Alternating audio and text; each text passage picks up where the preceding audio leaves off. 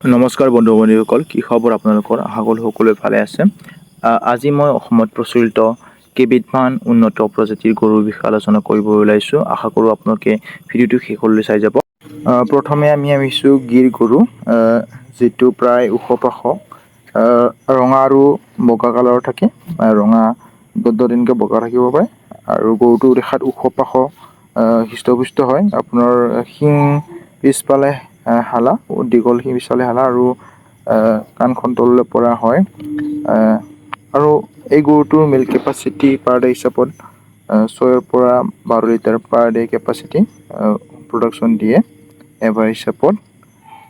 আৰু এই গৰুটো অৰিজিন আপোনাৰ হয় গুজৰাট, ইণ্ডিয়া, আমাৰ দেশৰে গৰু হয় এইটো। আৰু আপোনালোকে সংবাদ মাধ্যমত এইকেইদিন দেখা পাইছে আমাৰ গৰু সতি যিটো প্ৰকল্প, তাৰ কাৰণে 300টা গৰু লৈ আহিছিল। যিটো আপোনালোকে নিউজত চালে দেখা পাব, 210টা গৰুহে বৰ্তমান আমাৰ গৰু সতি প্ৰকল্পত আছে। বাকী 90টা গৰু এতিয়াও সন্ধান নাই। বাদ বাকী যিয়ে নহওক বন্ধুসকল, আমি নেক্সট গৰুলৈ আহিছোঁ। নেক্সট আমাৰ আহিব চাহিয়াল। এই গৰুটো দেখাত প্ৰায় আপোনাৰ গিৰ গৰুৰ নিচিনাই হয়। আপোনাৰ ৰেড কালাৰত আহে বা ৰেড ব্লেকত আহে আপোনাৰ। প্ৰায় দেখাত একে, ডাঙৰ ওখ পাশ ডাঙৰ।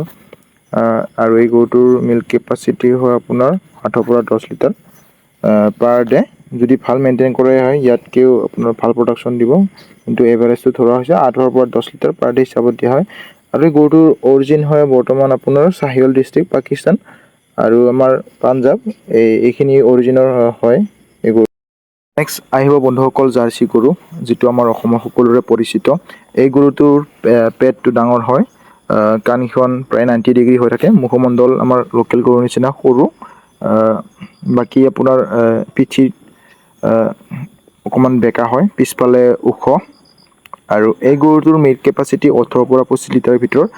আৰু কণ্ডিশ্যন মানে বেলেগ বেলেগ ঠাই ভেদে বেলেগ কম বেছি হ'ব পাৰে, মেইনটেনেঞ্চৰ ওপৰত ডিপেণ্ড কৰিব। আৰু এই গৰুটোৰ অৰিজিন হয় আপোনাৰ আইচলেণ্ড অফ জাৰ্চি, ইয়াৰ গৰু হয়। আমাৰ অসমৰ পৰিৱেশত ধুনীয়াকৈ খাপ খাব পাৰে এই গৰুটো। চ' আপোনালোকে এই গৰুটো পালন কৰিব পাৰে। যিহেতু এই গৰুটো অলপ ঠাণ্ডা জেগাত হয়, আইচলেণ্ডৰ, সেয়া আমি অলপ টেম্পাৰেচাৰটো মেইনটেইন কৰি পুহিব পাৰিলে ভাল। ইয়াৰ ৰিজাল্টটো ভাল হয়, গাখীৰৰ উৎপাদন ভাল হয়। যদি আমি ঘৰৰ ভিতৰতে পুহিব পাৰোঁ ঠাণ্ডা জেগাত, তেতিয়া ভাল হয় এই গৰুটো। নেক্সট আহিব আপোনালোকৰ মষ্ট পপুলাৰ, আপোনাৰ বৰ্তমান অসমত মষ্ট পপুলাৰ গৰুটো হ'ল HF হলষ্টেইন ফ্ৰিজিয়ান, যিটো ফুল ফৰ্ম আমি হলষ্টেইন ফ্ৰিজিয়ান বুলি জানো।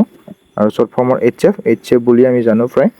যিটো প্ৰায় দেখাত আহে জাৰ্চি নিচিনাই আমাৰ, কিন্তু কালাৰটো ডিফাৰেঞ্চ হয়। ব্লেক বা হোৱাইট এনেকুৱা আহিব। ফটোত থকা ধৰণে আপোনালোকে ব্লেক হোৱাইটত আহিব এই গৰুটো। আৰু গাখীৰ উৎপাদনৰ ক্ষমতা ইয়াৰ বহুত বৰ্তমান, আৰু অসমৰ ৱেডাৰৰ লগত ধুনীয়াকৈ খাপ খাই যায়। মাত্ৰ অলপ কুল ঠাণ্ডা পৰিৱেশটো মেইনটেইন কৰিব লাগিব। আৰু ইয়াৰ মিল্ক কেপাচিটি 25 to 30 হয়। কিছুমান ভিডিঅ'ত দাবী কৰা হিচাপত তেওঁলোকে 45-50লৈকে তেওঁলোকৰ কিছুমান কৃষিপালকে দাবী কৰে। কিন্তু এভাৰেজ হিচাপত ধৰিব গ'লে 25-30 পাৰ ডে হিচাপত ধৰা হৈছে এইটো। কিছুমানে দুবাৰ খীৰাই, দুবাৰৰ 25 to 30, হয়তো কিছুমান ঠাই বিশেষ হিচাপে আৰু মেইনটেইন হিচাপে কম বেছি হ'ব পাৰে। চ' এইটো হিচাপত ধৰা হৈছে। আৰু যিটো গৰুৰ আপোনাৰ অৰিজিন হয় নেডাৰলেণ্ডৰ অৰিজিনেল গৰু হয় এইটো। চ' বন্ধুসকল, আজিলৈ ইমানতে এৰিছোঁ। আশা কৰোঁ আপোনালোকে ভিডিঅ'টো চাই ভাল পালে। আৰু আপোনালোক কৃষি বন্ধুসকলে যদি মোৰ চেনেলটো এতিয়ালৈকে ছাবস্ক্ৰাইব কৰা নাই, প্লিজ ছাবস্ক্ৰাইব কৰক, লাইক কৰিব, শ্বেয়াৰ কৰিব। আৰু ভিডিঅ'টো চাই কেনেকুৱা পালে আপোনালোকে কমেণ্ট কৰিবলৈ নিশ্চয় নাপাহৰিব। আজিলৈ এৰিছোঁ, ধন্যবাদ।